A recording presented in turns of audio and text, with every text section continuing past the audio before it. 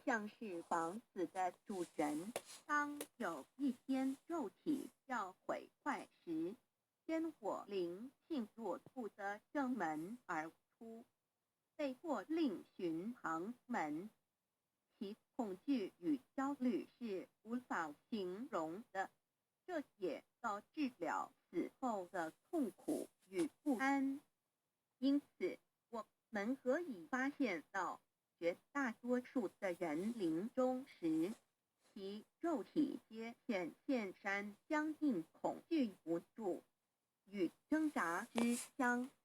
求道就是开启我们的生来死去之正门，也就是通天大路。因此，我们今天很幸运能求道，求得三宝，打开灵性通天之正门，可以让我们找回真我，认识我自己身上的道，自然以良心作为待人物之准则，使人生更有意义，更进而